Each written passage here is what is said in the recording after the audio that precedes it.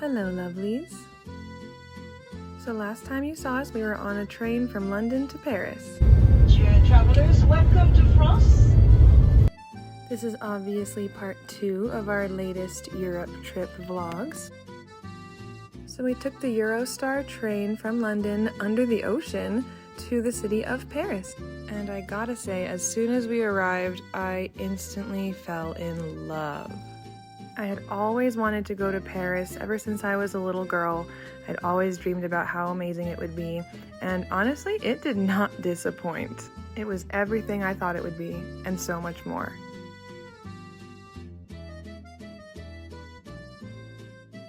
We started our first day in Paris doing a tour of a really cool perfume museum where we got to learn all about the history and the making of perfumes. We even got to buy some of their perfume at the end of the tour. And then of course we got to walk around the city. That is the Opera House, and just kind of take in the views. We also got a little impromptu street performance by our tour director, who we didn't even know could sing. So check out Daniel here.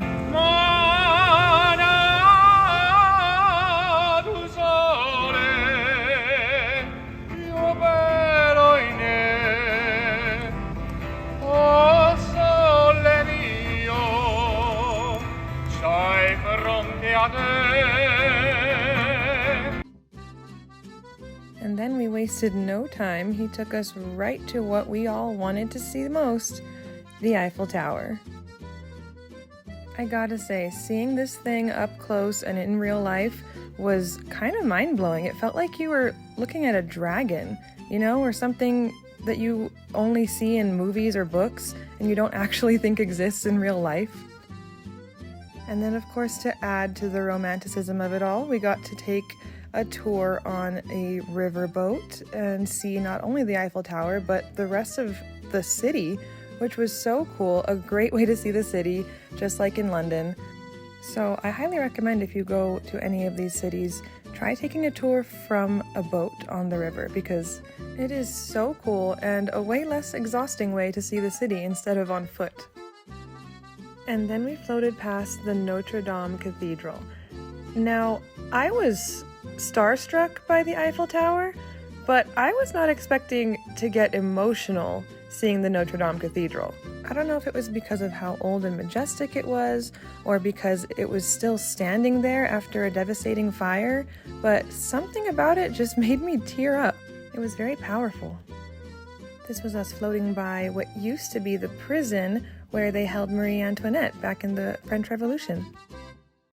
This boat ride seemed to be timed perfectly because we got back to the end of it right as the Eiffel Tower had started lighting up, and it was even more beautiful lit up at night.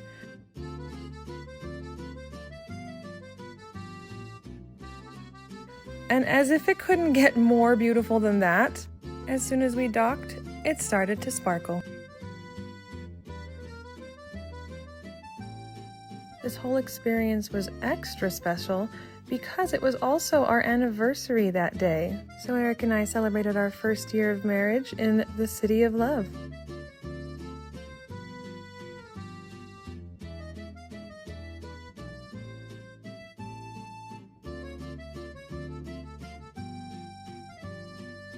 The next day we took a bus tour around the city to see more sights like the Arc de Triomphe.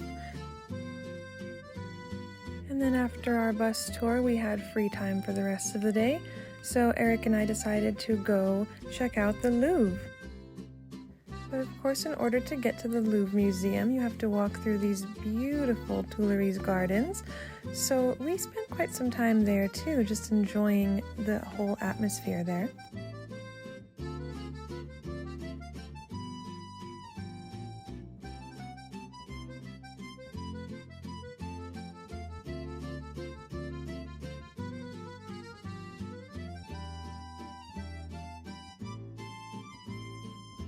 And then it was time to go inside the Louvre. This is all the museum that you see here.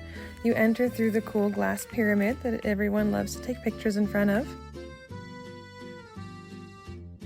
I'm I'm not even kidding, we spent about 4 or 5 hours in this museum, and we really only saw a few of the many rooms.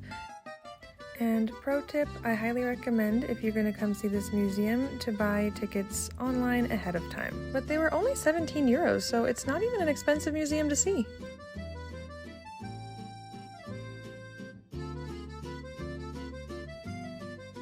Now obviously the main attraction here is Leonardo da Vinci's Mona Lisa painting, the original, and boy did she draw a crowd. We had to wait in line just to get up close to see her. And then you're only allowed a few moments to see her up close, but I thought it was worth it to get up close and personal with a piece of world history. These crowds did make it hard to see any other paintings in that room though. But there was still plenty of beautiful artwork to see throughout the whole museum. For some reason, I had no idea that the famous Venus statue was also here at the Louvre, so I was very excited to see her.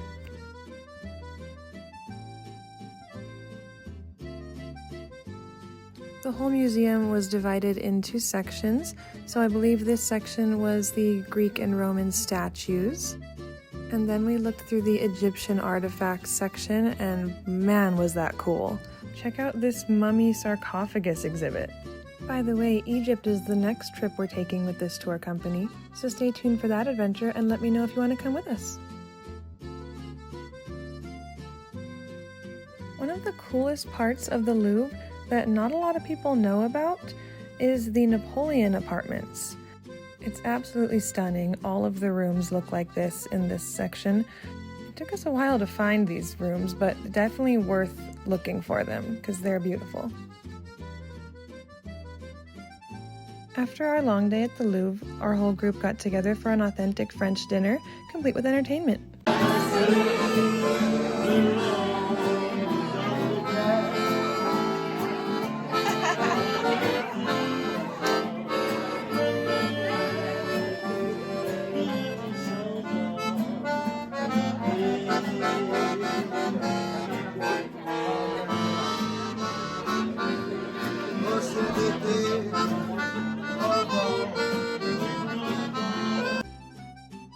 And then on our final day in Paris, we traveled outside the city to see the Palace of Versailles.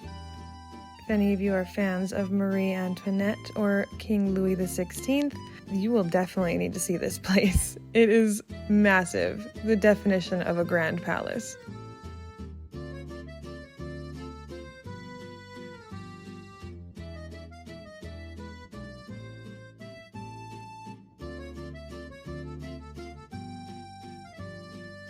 Of course, we got to tour the inside and see all the beautiful rooms.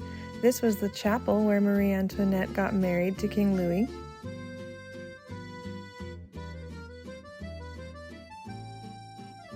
Much like the Louvre, this place was a work of art everywhere you turned. Obviously spared no expense on this place. Of course, we got to walk through the very famous Hall of Mirrors, and it was definitely stunning.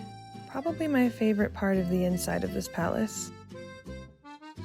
And of course, you know me, when in the Hall of Mirrors, you just gotta take some mirror selfies.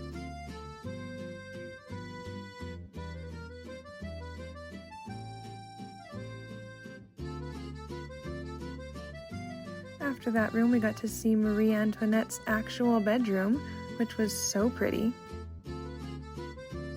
The only thing prettier than the palace itself might have been the gardens outside the palace. I mean, look at this. Absolutely breathtaking. There are 250 acres of just sprawling, beautiful gardens out here. After all that, we came back to the city of Paris, where Eric and I had lunch at the wonderful Bistro Marguerite. I highly recommend this place if you come to Paris. The staff was so nice here and the food was amazing. And it's right across the bridge from the Notre Dame Cathedral. See? Of course, after lunch, I had to come see the Notre Dame Cathedral up close. And you guessed it, I got emotional again. But even Eric got emotional seeing it up close like this. It's truly an incredible piece of architecture, history, and resilience now after the fire. Couldn't get that close, of course, because they were still renovating it after the fire. But we did get to see them working on it. And Eric, of course, was geeking out over the cranes and the construction of it. There was even music playing from outside of it.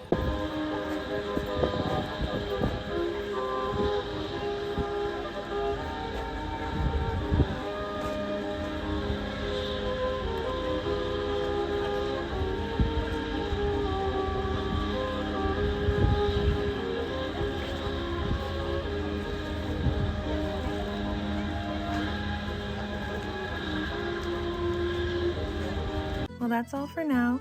Thanks for following my Paris vlog. Make sure you tune in next time because the last part of our trip will be in the next vlog, documenting our incredible time in Barcelona. But until then, te quiero mucho.